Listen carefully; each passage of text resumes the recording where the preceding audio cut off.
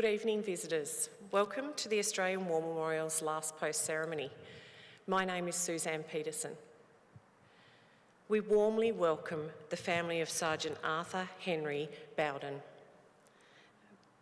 Baker, whose story will be told shortly by Squadron Leader Nathan Layton from the Royal Australian Air Force, and who is a member of Sergeant Baker's family. We also warmly welcome officer cadets from the Sydney University Regiment in attendance this evening. We warmly welcome the veterans who have served, those that are still serving, and the families that love and support them. The live stream of this ceremony is made possible by the Returned and Services League of Australia and the RSL and Services Clubs Association. We warmly welcome members who are watching the broadcast of this ceremony live. During this evening's ceremony, wreaths will be laid at the base of the Pool of Reflection by family and visitors to the memorial. If you're able, please stand and join in singing the National Anthem.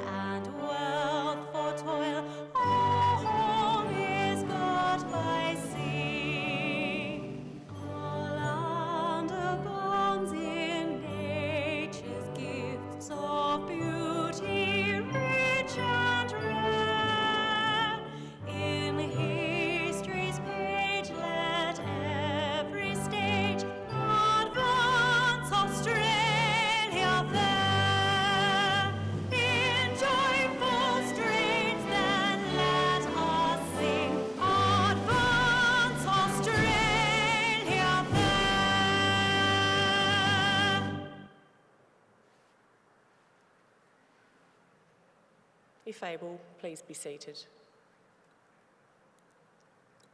The Australian War Memorial was the vision of Charles Bean, Australia's First World War official historian. Bean landed with the Australian troops on Gallipoli and stayed with them at the front till the end of the war. The idea of this national memorial and museum came to him at Pozières, France, in the depths of the bloody fighting of 1916. Bean's idea was that this would be a place where family and friends could mourn loved ones buried in faraway places. It would also be a place that could help all Australians understand what these men and women had endured and what they'd done for us. Bean's vision, to which we remain true, is best inscribed in the entrance to the memorial's galleries. Here is their spirit, in the heart of the land they loved. And here we guard the record that they themselves made. Tonight, we will read the story behind just one of those on the Roll of Honour, which lists the names of more than 103,000 men and women who gave their lives for us in war and on operations for more than a century. But first, we present a lament, Flowers of the Forest. Wreaths or floral tributes will now be laid at the base of the Pool of Reflection.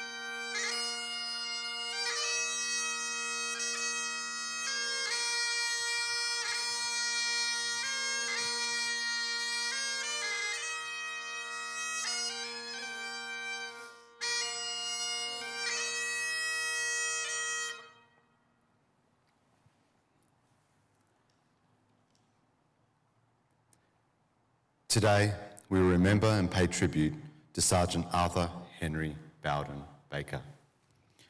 Arthur Baker was born in 1881 in Charlton, England, the first of 4 children born to John Henry and Catherine Baker.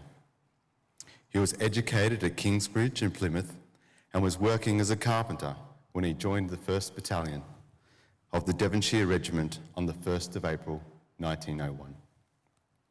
The following year, the regiment was sent to India and over the next 7 years also saw service in Burma. The regiment returned to England in January 1909 and Baker discharged from full-time service. However, he remained a reservist in the Territorial Force, finally discharging in March 1913. Baker migrated to Australia in late 1913, making his way to Ulverston in Tasmania, where he found work as a farmer. He met Ethel Penelope Tamlin in 1914, and they were married later that year. Baker enlisted for service in the Australian Imperial Force on the 13th of March 1916 at Hobart, joining the newly raised 40th Battalion.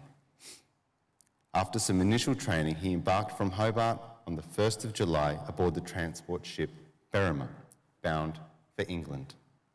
His wife, Ethel, was pregnant with their first child when he enlisted, and his son, Peter, was born a week after the ship had sailed. Arriving in England on the 22nd of August, Baker went into camp at Larkhill. The only blemish on his record occurred the following month when he was absent without leave for a day. He was brought up before his commanding officer, who admonished him and fined him 1 day's pay. The 40th Battalion arrived in France in late November 1916, in time for one of the worst winters in living memory. On the 3rd of January 1917, the 40th Battalion entered the front line near Armentières. That afternoon, the battalion was subjected to German heavy mortar fire, a precursor to a raid.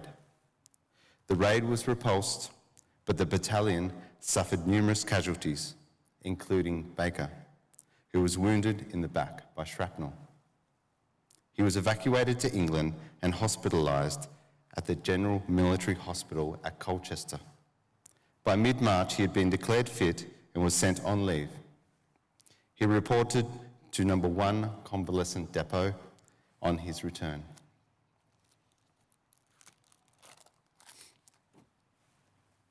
In 1917, Australia attempted to raise a 6th Division in England. As a result, Baker was transferred to the 69th Battalion at the end of April. However, a lack of reinforcements saw the 6th Division disbanded and most experienced soldiers returned to their former units. Baker sailed from England in late August and rejoined the 40th Battalion in Belgium on the 1st of September. The following day, he was promoted to Lance Sergeant. Baker took part in his first major battle on the 4th of October when the 40th Battalion took part in the capture of Broodsinder Ridge. With the number of casualties and lack of replacement officers, Baker was promoted to temporary sergeant and took command of a platoon. On the 12th of October, the 40th Battalion took part in the First Battle of Passchendaele. Bitter rain, mud, and heavy German fire took its toll on the men as they advanced. The first objective was reached, but the men of the 40th Battalion were forced to shelter short of the objective. The following morning, the attack resumed, but the 40th Battalion was in no position to take part.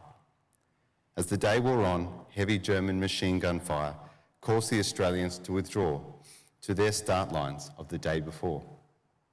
It is likely that Baker was killed during the withdrawal. His body was not able to be recovered, and today he is numbered among the thousands who have no known grave commemorated on the Menin Gate Memorial to the missing. Arthur Baker was 36 years old.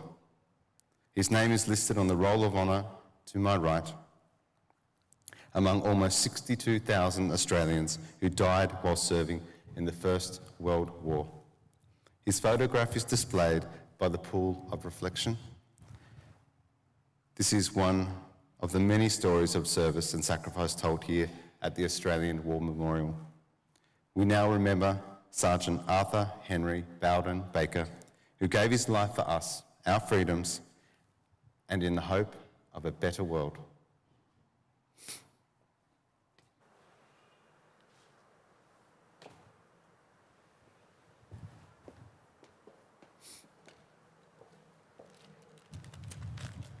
Please stand for the reading of the Ode and the sounding of the last post.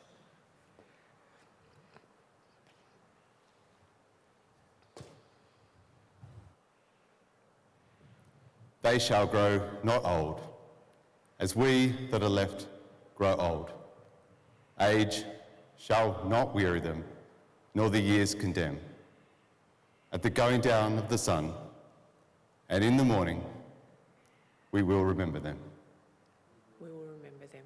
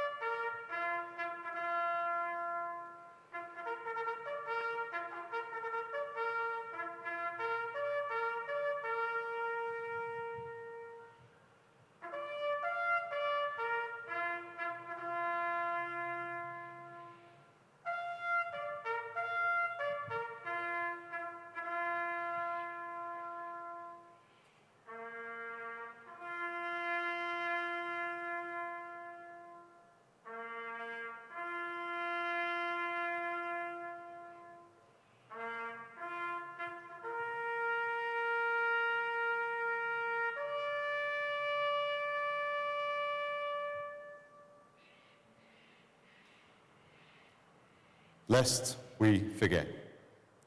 Lest we forget.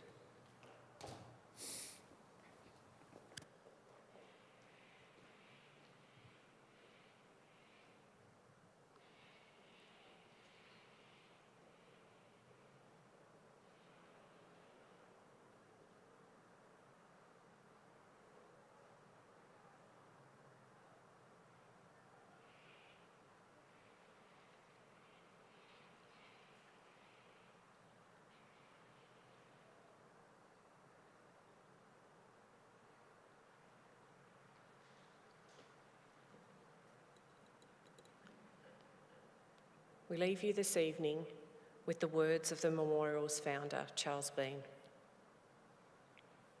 Many a man lying out there at Poziere or in the low scrub at Gallipoli, with his poor, tired senses barely working through the fever of his brain, has thought in his last moments, well, it's over. But in Australia, they will be proud of this. Ladies and gentlemen, girls and boys, that concludes the last post ceremony. On behalf of the Director, staff and volunteers, thank you for visiting the Australian War Memorial today and for your continued support during the Memorial's development project. We wish you all a very pleasant evening. Thank you.